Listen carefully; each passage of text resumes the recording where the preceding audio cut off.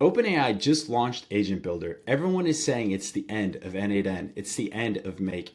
I'm going to show you why that's not the case. We'll walk through Agent Builder and see what it's good at and what it's kind of missing at this point in time. We'll also compare it to n8n to see what is the workflow that's best for your use case. Before we get into the comparison, I've spent the past year building no-code automations for businesses and individuals, as well as started a community to teach these to folks interested in agents and automation. So I'm very familiar with n8n, its capabilities, its limitations. So we'll compare n8n's capabilities to the current form of Agent Builder, which will change moving forward in the future. And I'll give some feedback on where I think the Agent Builder is going, but we'll also see how vastly different it is than n8n at this point in time. So you can make the best decision for yourself when it comes to picking the right software to actually build no-code agents for businesses, yourself, or other individuals.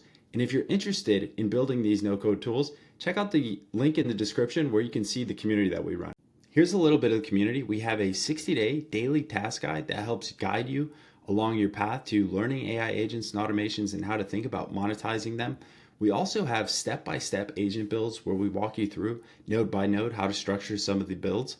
And we also have over 400 templates that you can literally just download and start using today. So if this interests you, check the link in the bio and we'll see you inside. To go ahead and get started, you want to go to platform.openai.com/agent-builder.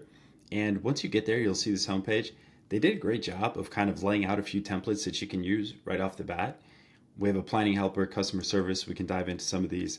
But to go ahead and just get started to see what the workflow looks like, we'll go ahead and just click create right here.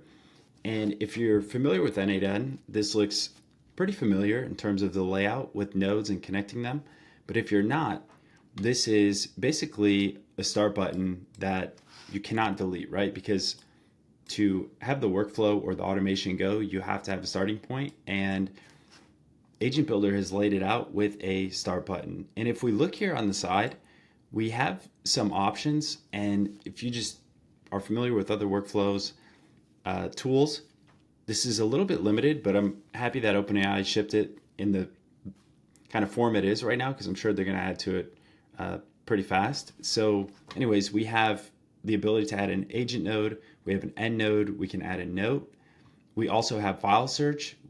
So if you're familiar with databases or vector databases, that's what we have here. We also have guardrails. So this can kind of add some moderation to your workflow. We have a MCP. So this is the layer where you're able to connect with other third-party applications. We also have some logic nodes here, if, else, while, and user approval, which is interesting. And we also have some data nodes here as well. So we'll go ahead and walk through kind of just a simple build just to see how the layout looks when using Agent Builder. We'll go ahead and get started here. We can just come over here and click whatever we want to add. So we'll just click an agent. And this is very similar to n8n, right? Or Make, if you're familiar with either of them. You just have the nodes, and we can just drag and connect them here. And if we click on the agent node, we have some settings here. We have the model, the reasoning effort. We have some tools here. We can connect to an MCP server. We can have a file search in terms of setting up a vector database. We can have a web search. And you do have some options on the model. So when you're setting these up, you're really thinking about how many tokens do you need for the type of workflows that you're setting up. You don't want to be running something that costs a lot of tokens if you don't necessarily need all of that power. And we can just add more nodes here. So if we want to go ahead and add a logic node right here, so if else, so we have the agent connecting to a logic node, we're able to set up some logic conditions here for the agent. We can also go ahead and add a file search, which is great because if you're setting up your agent to a vector database, you can have so many different files in the database, and your agent will be able to talk to them, comprehend them. If you're thinking of financial statements or company policy documents, FAQs, testimonials, anything you can think of, you can go ahead and put in your vector database, and your agent can recall those, and you can actually have a conversation with it about those. Another important note to look at is the MCP, the Model Context Protocol. This will basically show us what third-party apps are available at this point in time for Agent Builder. As you can see, there's kind of a decent list that they shipped the first iteration with. We have by OpenAI, some other developers here. You can really see the angle that OpenAI is taking with this launch. A lot of payment processors and shopping. So as this builds out, they're really targeting the revenue generating portions of workflows. So OpenAI is really coming in hot with this. We're now over here in n8n. You can see it's a similar type of workflow if you've never seen it before. You have nodes and you can connect them, but as you can just see here, you have this is a landing page generator. So you can literally talk to Telegram to generate yourself different landing pages.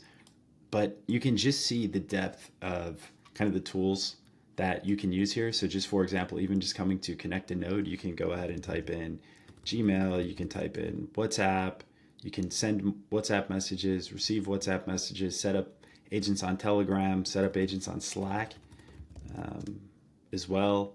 And probably the biggest differentiator that I think n8n will ultimately have over OpenAI is just the ability to use different models, right? So you can come over and use Perplexity, you can use whatever you really want, and OpenAI will probably be just limited to OpenAI's models. But as you can see, it's very similar in the build. n8n's way further along in just terms of what you can actually do with it, because n8n allows you to really provide solutions if you're an AI agency or you're putting one in your business or you're using one just for your personal life. You can really solve a lot of use cases where, as we just saw in OpenAI, you have a couple payment processors, you have your Gmail, and an agent. So I think Agent Builder will get built out pretty quickly. And I think just as a consumer, it's good to have competition between these two, right? So if you're looking ultimately to deliver a solution to someone or yourself, it's important to have as many tools as you have at your fingertips. And it's not necessarily about using this tool or that tool. It's about using the right tool for the solution. So I think OpenAI ultimately grows pretty quick, and I wouldn't be surprised if a year from now and we do this review, OpenAI is in a different stratosphere. But for the current time, n8n does offer way more in terms of what you can do. And if you want to learn more about AI agents, we do have the community. Check the link in the bio. And I'm just interested to see kind of as the days come along what people end up building out with Agent Builder. We'll also build Agent Builder templates and builds out in the community as the tools develop. So if any of that interests you, check the link in the bio. If you found the video useful, like and subscribe, and we'll see you in the next one.